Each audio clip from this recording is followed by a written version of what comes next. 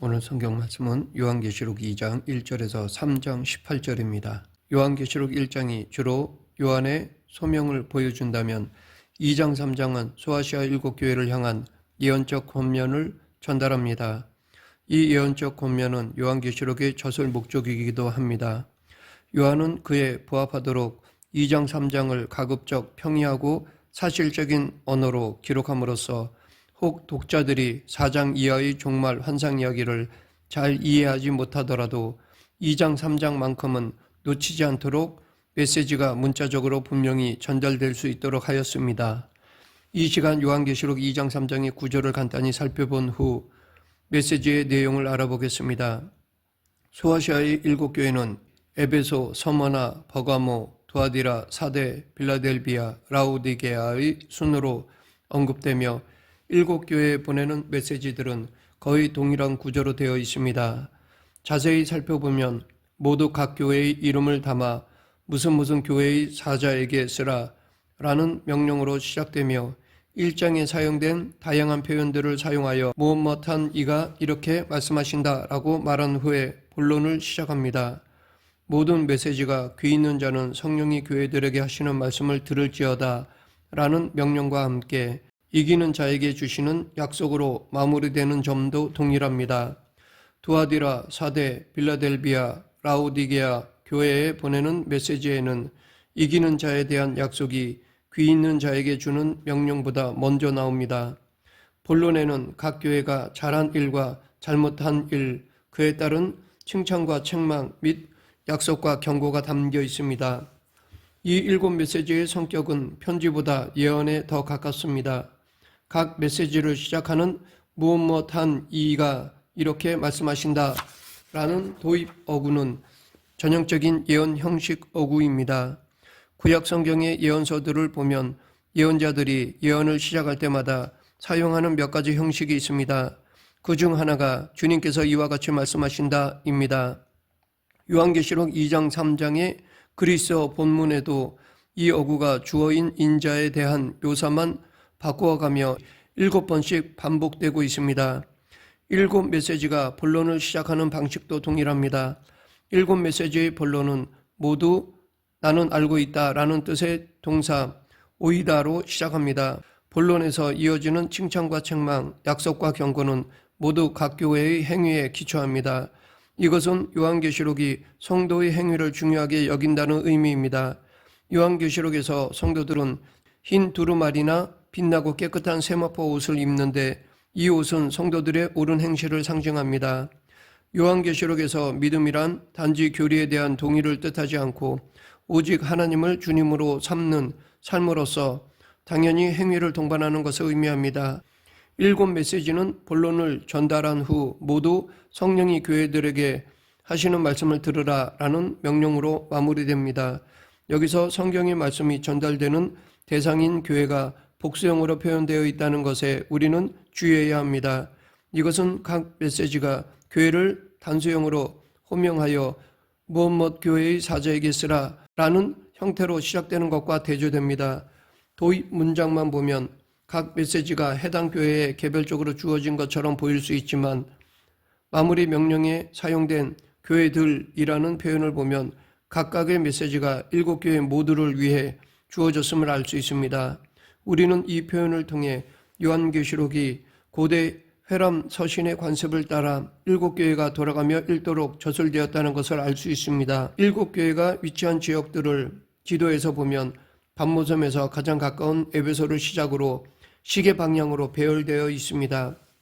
그런 배열을 통해 요한은 요한계시록을 써서 에베소 교회에 가장 먼저 보내면서 시계 방향을 따라 다음 교회로 전달되기를 기대했을 것입니다. 그러면 요한은 왜 이 7교회를 지목했을까요? 그 7 지역에만 교회가 있었던 것일까요? 아니면 여러 지역 중 그 7 지역의 교회들만을 위해 요한계시록을 저술한 것일까요? 많은 해석자들은 요한이 의도적으로 완전 숫자 7을 선택했을 가능성이 크다고 생각합니다. 즉 요한은 완전 숫자로 이루어진 7교회를 통해 이 땅의 모든 교회를 나타내고자 했을 것입니다. 귀 있는 자는 성령이 교회들에게 하시는 말씀을 들으라. 이 말씀은 단지 이름이 특정된 7도시의 교회들뿐만 아니라 AD 1세기의 모든 지역의 성도들을 향한 것이며 오늘날 온 세상 모든 교회를 의미할 수 있습니다. 요한계시록이 행위에 대한 강조를 통해 성도들에게 제시하는 예언적 권면의 핵심은 회개하고 믿음을 지키라는 것입니다. 회개의 촉구는 서머나 교회와 빌라델비아 교회를 제외한 5교회에 주어졌습니다. 에베소 교회는 첫사랑을 버린 것을, 버거마 교회는 니골라당을 따른 것을, 두아디라 교회는 거짓 선지자 이세벨을 따른 것을, 사대 교회는 믿음이 죽어있는 것을, 라우디게아 교회는 뜨겁지도 않고 차지도 않은 것을 회개해야 했습니다. 여기서 회개해야 할 죄는 니골라당이나 이세벨을 따른 행위로 구체적으로 표현되기도 하고 첫사랑을 버림, 믿음이 죽음, 뜨겁지도 않고 차지도 않음과 같이 비유적으로 표현되기도 합니다. 이 같은 비유적 표현은 성도들이 믿음의 길에서 벗어나 다른 길로 가고 있음을 보여줍니다.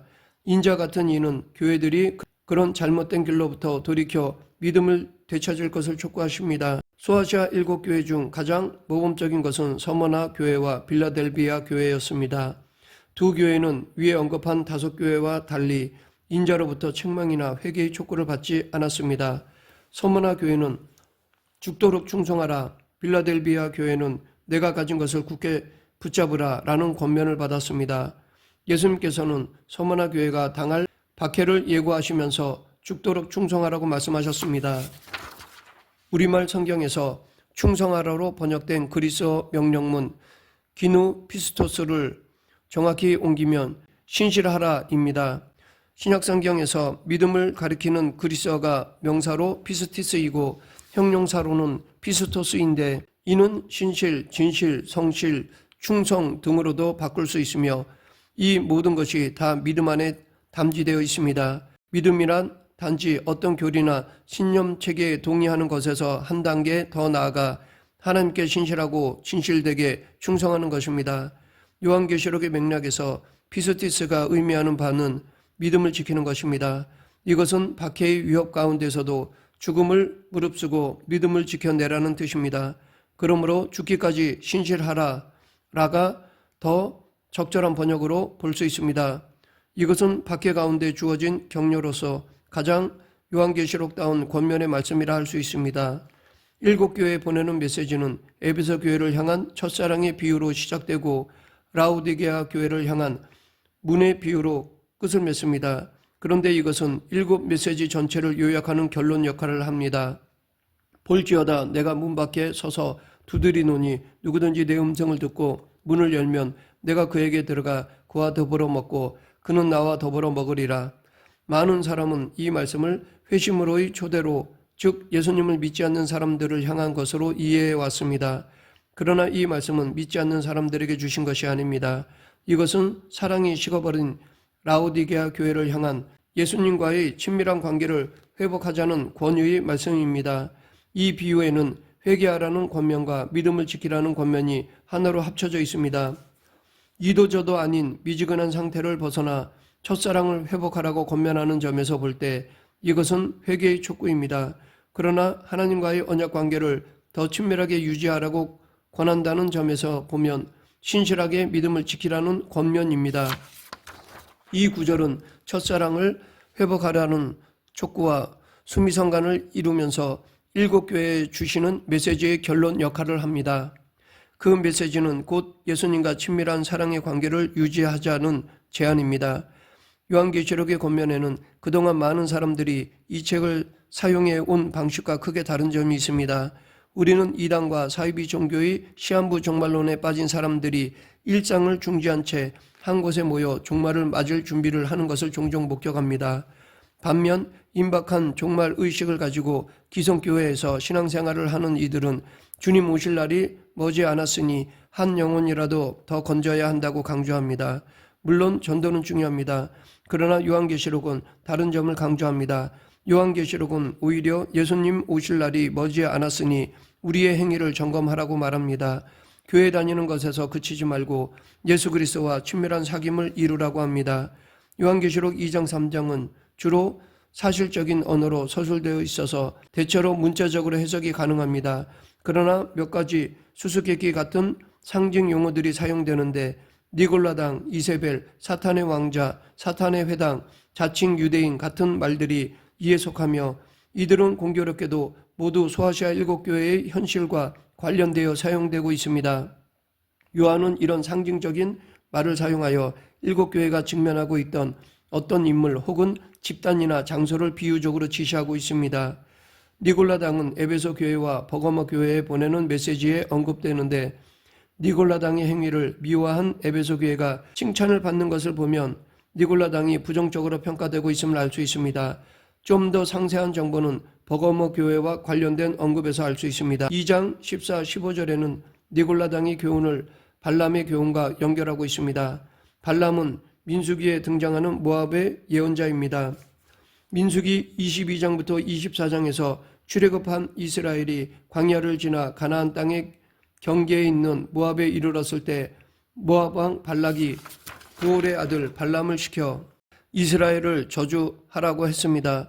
이때 발람은 나귀를 통해 말씀하시는 하나님의 경고를 듣고 이스라엘을 저주하기는커녕 오히려 축복하였습니다. 그런데 민수기 25장에서는 이스라엘 백성들이 요단강 동편에 머무는 동안 모압 여인과 음행을 하며 그들의 꾀을 받아 부올산에서 우상 숭배를 하였습니다. 모세는 민수기 31장 16절에서 그 여인들이 발람의 꾀를 따라 그리한 것이라고 하였습니다. 요한계시록 2장 14, 15절은 니골라당의 행위를 이 사건에 빗대어 설명하고 있습니다. 니골라당은 이스라엘 백성들을 꾀어 우상 숭배에 가담하게 한 발람처럼 교회 내에서 우상 숭배를 조장했던 것으로 보입니다. 여기서 니골라당의 교훈을 발람의 교훈과 관련 짓는 것은 아마도 니골라당이 단지 우상 숭배에 가담하고 그것을 조장할 뿐만 아니라 그 행위를 신학적으로 정당화하는 가르침이 있었음을 암시합니다. 그런데 이 우상 숭배를 정당화하는 니골라당의 가르침은 요한계시록 2장에서 다시 두아디라의 거짓 선지자 이세벨과 연결되고 있습니다. 니골라당을 묘사한 어휘들이 이세벨을 묘사하는 데에 다시 나오는데 바로 하나님의 백성을 가르쳐 음행하게 하고 우상의 제물을 먹게 한 것입니다. 아마도 니골라당과 이세벨은 각기 다른 지역에서 유사한 행위를 하고 있던 사람들인 것 같습니다. 니골라당이 에베소 교회와 버가모 교회에서 우상 숭배를 조장하던 집단이라면 이세벨은 두아디라 교회에서 비슷한 일을 자행하던 집단의 지도자인 것으로 보입니다. 이 두 그룹은 서로 연계되어 있을 수 있습니다. 만일 그렇다면 새 지역에 퍼져 있던 니골라당의 지도자가 아마도 이세벨이었을 것입니다. 그러면 그들이 조장한 우상 숭배는 구체적으로 어떤 것이었을까요? 니골라당과 이세벨이 조장한 우상 숭배를 이해하기 위해서는 소아시아의 황제 숭배 배경을 먼저 살펴볼 필요가 있습니다. 니골라당이 활동하던 곳으로 언급된 에베소와 버가모는 공식적인 황제 숭배 신전이 있던 도시였습니다. 특히 버가모 교회에 보내는 메시지에서 니골라당에 대한 서술 직전에 언급된 사탄의 권자는 니골라당과 황제 숭배의 연관성을 강화시킵니다.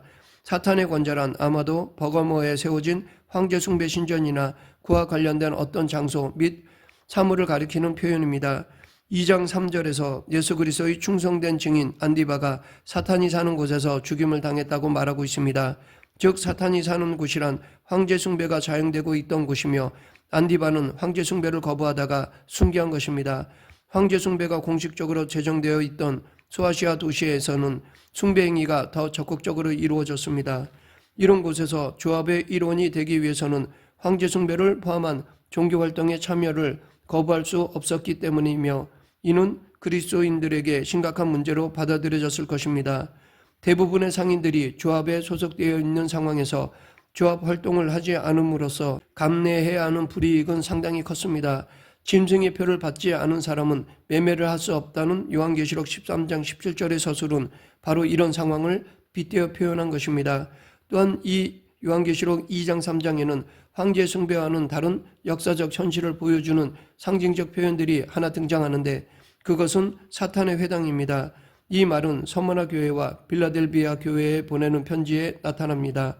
여기에 보면 사탄의 회당이란 자칭 유대인이라 하지만 실상은 그렇지 않은 사람들의 집단입니다. 이들이 가장한 유대인이라는 말에는 우리가 진정한 유대인이라는 주장이 암시되어 있습니다.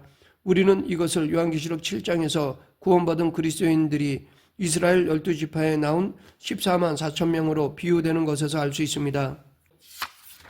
7교회에 보내는 메시지를 살펴보면 소아시아의 교회들이 로마 제국으로부터 박해를 당하고 있음을 알 수 있습니다. 그렇다면 그 박해의 규모는 어땠을까요?